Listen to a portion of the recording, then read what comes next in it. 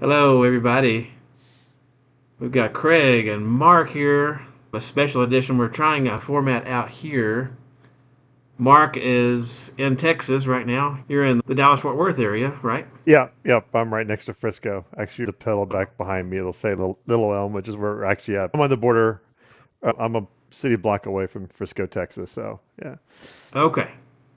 And of course, I'm in New Mexico. I'm in Farmington, up in the Four Corners region of the southwestern U.S. And I used to live over there by you, Mark. And Mark and I have done several backpacking trips together. Yeah. We wanted to talk about some differences tonight versus our current situation and rehash some adventures or misadventures in the past. Mark's been on the podcast before as audio, but this is the first time for him to be on video, so I'm going to give Mark a minute or so to talk about himself, and then we'll carry on. Hi everybody. My name is Mark Wilcox. But I'm so used to doing webcasts for my day job. You can find me over on my website at campingforge.com. So back over to you, Craig. And of course, if you're watching this, you're probably watching this on YouTube for the full length. I'm going to also have this available on Instagram, TikTok, YouTube Shorts, all that, and maybe even a Substack or something. Who knows? Of course, I'm from either even further east than you are, Mark. I'm from East Texas, and where it rains a lot. But now that I'm now that I'm in Farmington, where it rains like I think they said the average here is 8.9 inches. So definitely some concerns for changing strategies versus being in North Texas or East Yep. Texas or the more populated regions of Texas. What do you have to say about that? It is important to talk about the weather, regardless if you're going any kind of outdoors. I just been on a back-to-back car camping trips in the central Texas area, so basically the area between Waco and Dallas. And to your point about rain, it feels like it's rained 8 inches just this month of May. It's rained, but almost every day because May is the wettest month in Texas. As a result, like I actually booked shelter sites because I didn't want to deal with wet tents.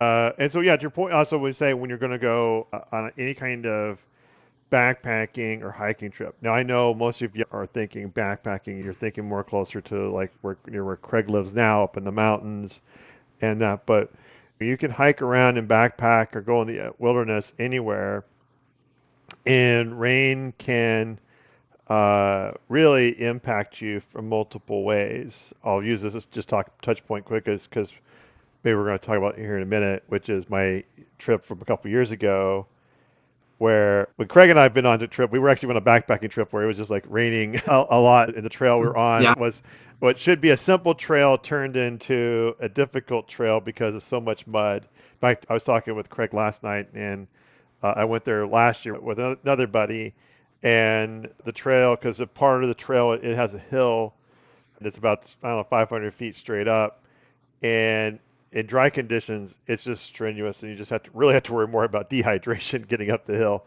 oh But yeah, for sure. meanwhile, a couple years ago, I was actually in El Royale, in which should be a simple trail, but it was raining so much, the rocks were covered, were just wet. I fell 3 or 4 times. I've twisted ankles.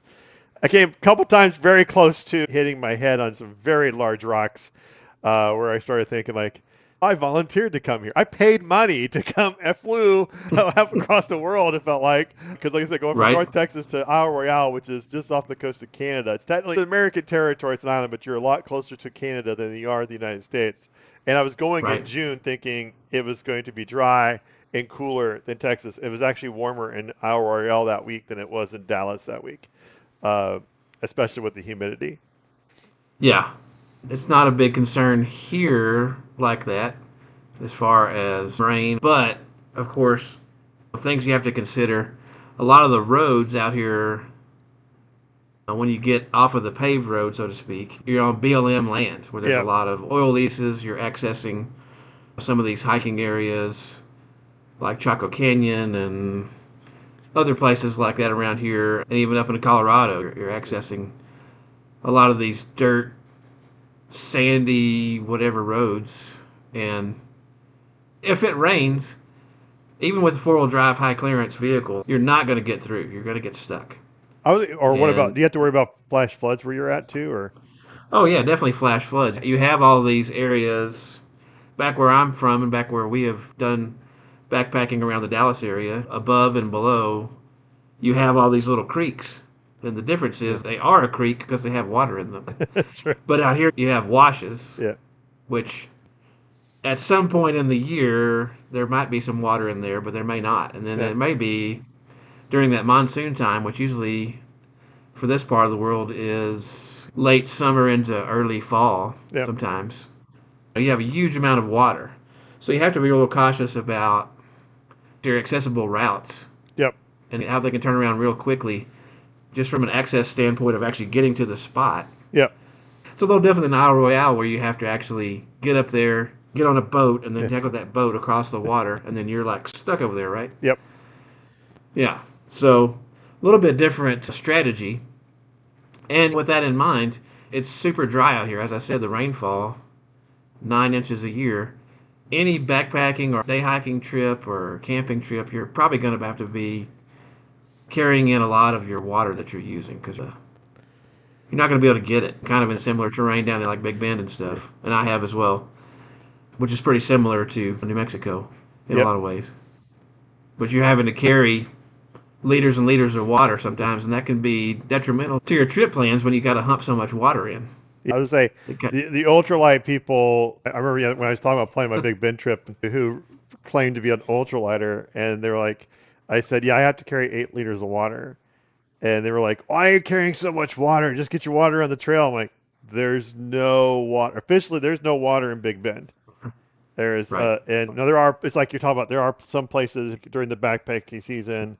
The guides keep in touch with each other. The backpackers can say, here's where water can be found. But I know, for example, my guide service that I use, I think they've actually moved away from doing the full backpacking trips to Big Bend because of the water situation. That it's just they moved it to day hiking. So you, Oh yeah, because the campsites there will have potable water. At yeah. least you can get it from one of the local convenience stores. But yeah, the desert, you can't. You watch these camping videos and they're like, oh look, I just go down and they'll complain about maybe the difficulty of getting water and having to filter it. But I'm like, at least you have water. Oh yeah. Yeah.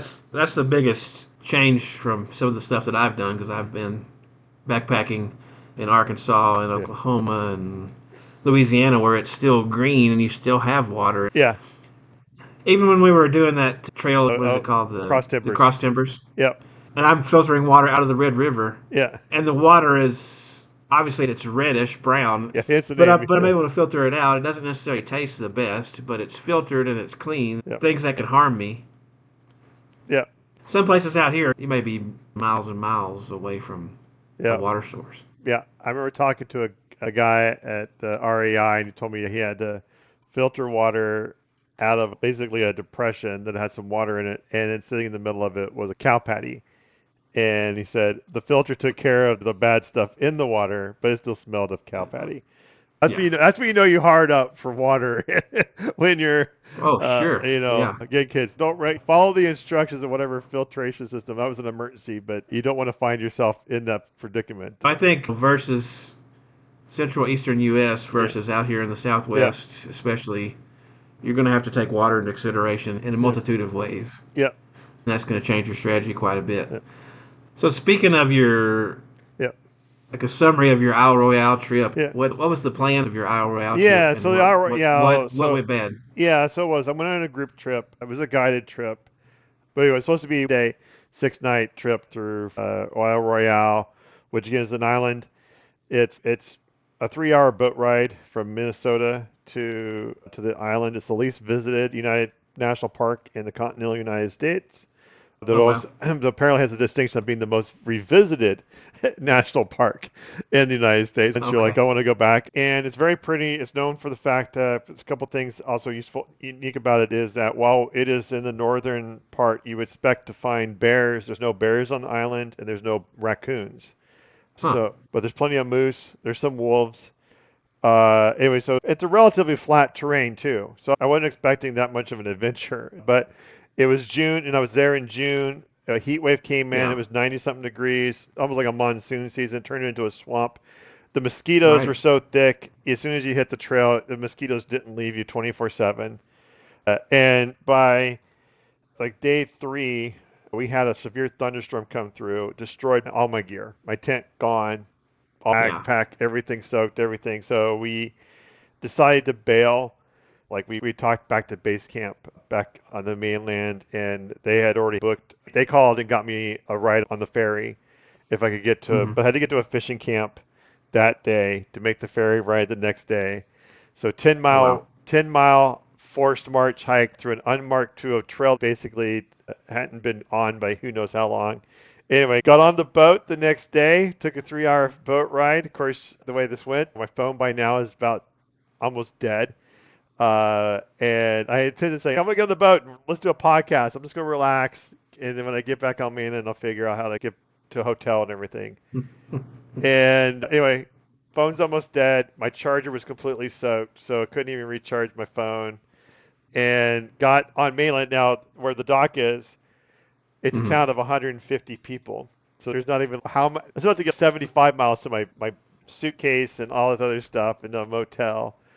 So they got the people at the town. They call this guy to pick you up. He says, $100. I'll take you to where you want to go. So pay the $100. Talk about surge pricing. Yeah, for He sure. drops me off at this motel, and outside the motel, the guy in the room next door to me is this old guy smoking a cigar, and he's got a pit bull. And you're just like, okay, is this situation going to go from bad to worse? And anyway, I go to the front desk, and I ask the girl at the front desk, hey, I need to get a ride to Duluth. That's where my airplane is. And she's like, oh, there's no ferries here, there's no Ubers. But guess what? She's, dude, the only people who are here, they either came from Duluth and going back to Duluth, or they're going from here back to Duluth. There's no other way to go.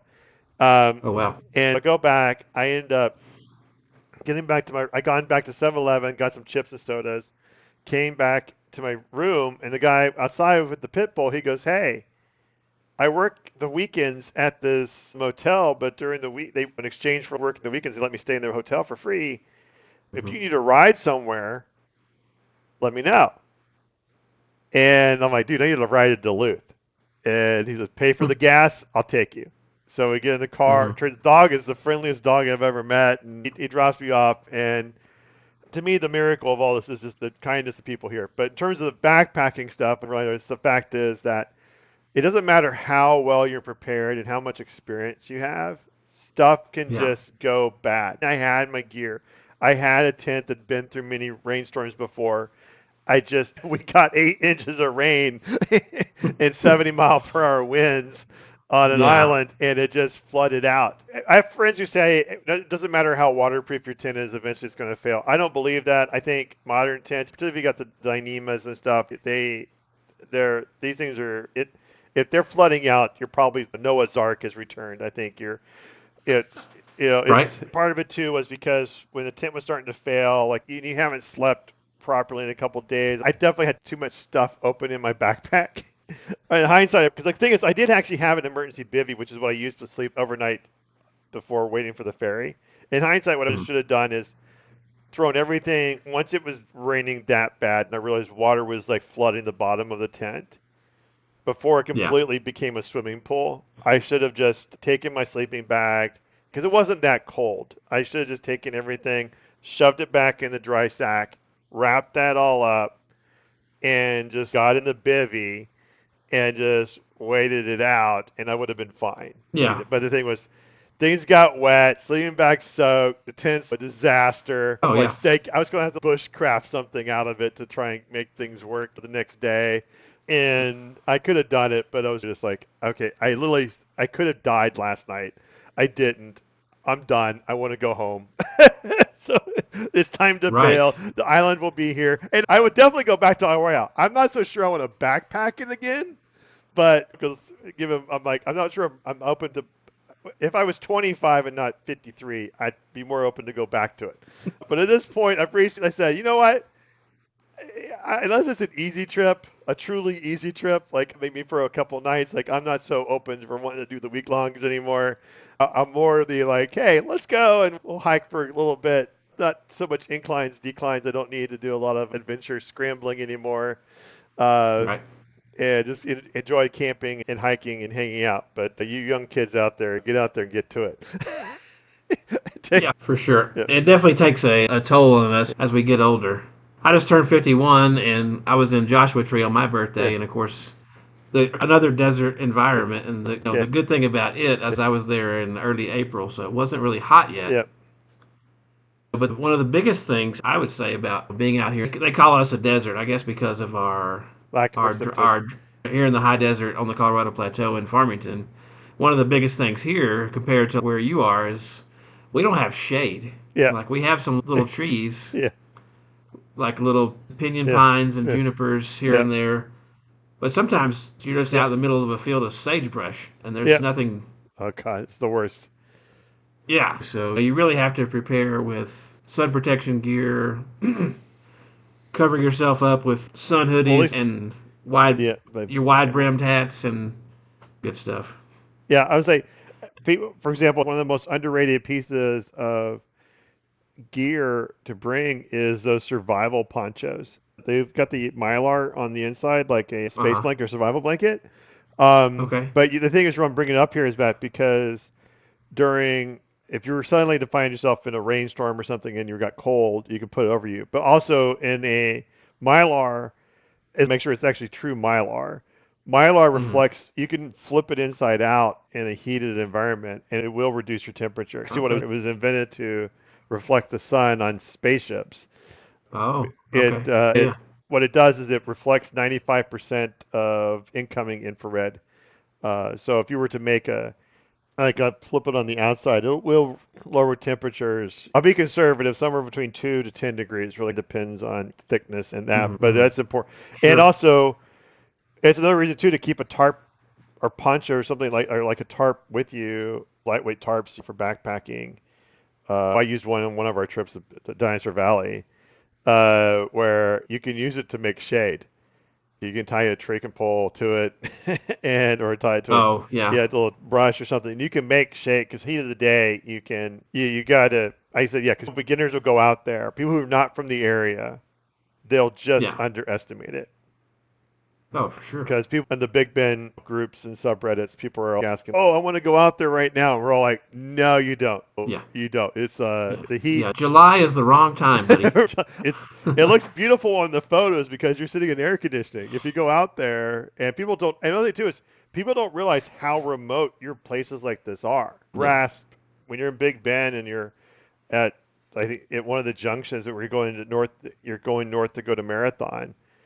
It says next gas station is 56 miles, Mm-hmm. and because I remember I was driving my friends back and I remember telling them, I said, because we didn't have GPS yet. I said, I'm going to turn the corner and I'm going to see what the mileage marker says until the next town and see if I need to turn around and go get gas before we hit the road.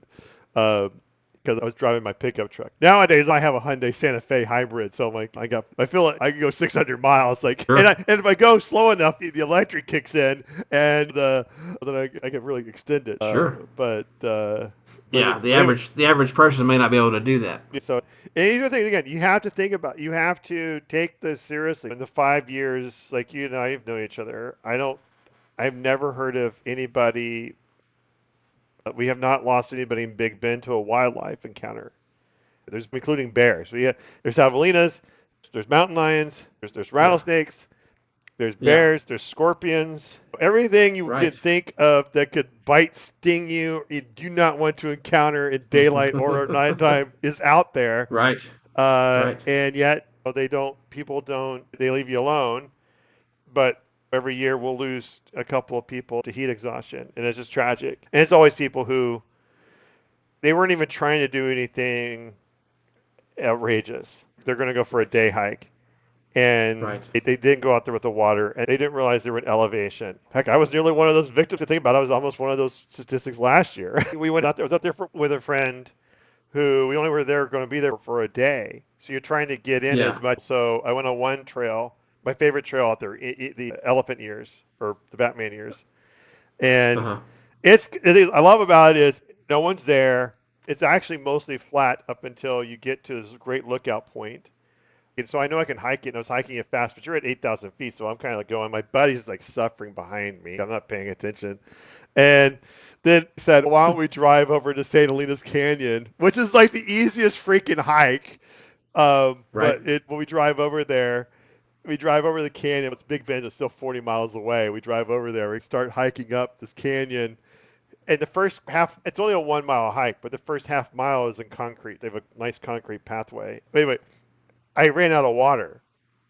I drank all my water, and I'm like, oh my, and then I'm like, started getting lightheaded and stuff, and I'm like, oh man, I gotta turn back. I can't, like, I'm not, Yeah. because the thing is, at St. Helena, the only difficult part is actually getting up and down, getting on and off the trail. There's a very steep Hmm. part over onto the Rio Grande. I don't know what's going to happen. Me trying to get me back off that. Yeah, for But I said, sure. but that's the point. That's what happens. You go out there and you think, I know what I'm gonna do. I'm gonna be fine. And it's like the combination of heat, dehydration, because it's dry air, and overexertion. And Yeah. suddenly you can find yourself. And again, if something happens out in Big Bend, like I said, because we were on one of the highways driving out there, it's the place where it has, but the speed limit says 85 miles per hour. And Yeah. and my friend goes, man, look at that. The speed limit's 85. I said, yeah, that's the maximum speed limit because that's the maximum speed limit we can have. And because there's no highway patrol out there. But I said, on the other hand, that's also the sign that says if something happens to you, good luck. You're on your own. It's Mad Max out here. Yeah. Like, welcome. If you wanted to be a prepper, guess what? Have a car trouble on the Oh, for road to Big sure. Bend or the road to Farmington. It's like the classic, Yeah, entering the dungeon. Abandon all hope. yeah, You who enter. yeah, And they're giving them that warning. This you may not survive this. yeah. If you're not prepared, And the yeah, biggest thing is if you get yourself into trouble, there's not going to be anybody really to help you. yep. No, that's exactly. Um, You're really going to be in a world of hurt. yeah, I think some of the observations that I see out here, all the parks that I've been Yeah, to out this way, whether it be Zion or Petrified Forest yeah, or yeah, Arches or whatever I've been to, coming from yeah, Central and East Texas and North Texas, when you're losing water. yeah, yeah, If it's July and you're walking down the sidewalk where you live or back in where my mom lives in East Texas, you're sweating. yeah, Yeah, yeah, you're realizing how much is coming out of your body. yeah. Over here, you're sweating, but you don't realize how much you are sweating until you're like, "Why is my shirt wet?" Oh, it goes, Like I all don't. evaporates. Yeah, it's all evaporating. It's such Yeah, a different. And I see so many people, like you were saying, that are coming out unprepared. They don't take into consideration that there is no water sources in the park. That they're going to be. They live at 400 feet in Dallas, yeah, Texas, and yet they're out here in Zion or yeah. in Grand Canyon, and it's 5,000 feet elevation, Yep, and life is a little bit different. yep. 'Cause And I, you don't see a peak, so you don't think you're in elevation. That's what gets everybody. oh, for sure. And the fact of them having that mindset of just like I'm in the city, Yeah, if I dial 911, there's going to be a fire truck and an ambulance and a right. police car going to show up in 5 minutes. Yeah, Like maybe not so much out right. here. So I think you have to think about being more self-sufficient Yep, the further that you come in the western part of the yep, U.S.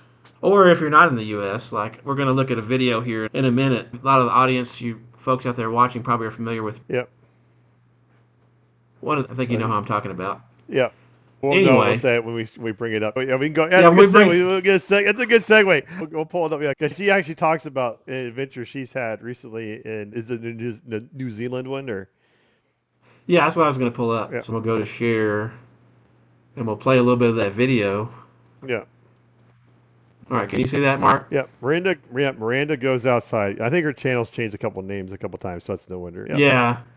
Of course, she was with REI for a long time, and then she kind of split off on her own. So yep. if you're not tuned in to Miranda, definitely take a look at her. We're not going to Yeah. get into that on Not this one, but this one. let's Yeah. take a look. Yep. Let's take a look and see what she's got going on here. We reached the saddle. The rain and the wind are definitely picking up here. Does not look like this weather's gonna clear anytime soon. This is not the video that I intended to make, but it is one that I feel compelled to share. My final backpacking trip in New Zealand ended time we were hiking. We were talking to each other and trying to make the smartest possible decision for ourselves while still wanting to make the best possible video to share with all of you.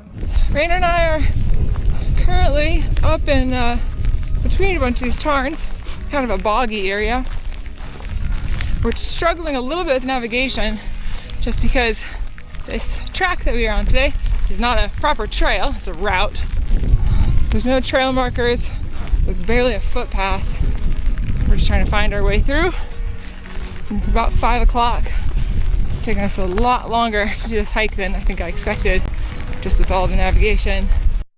Now, I made the decision to bail on this trip because of weather. Primarily, that was the choice. It was really bad, potentially very dangerous weather. But I also could have made the decision to bail simply because I wasn't feeling it, or because I didn't like the hike, or I wasn't having fun, or I just didn't want to be there. Whatever. Backpacking happens simultaneously with real life. And so all of the emotions and the thoughts and the feelings that we have in our everyday lives, there's no reason to think that those aren't going to come up and happen when you're backpacking. All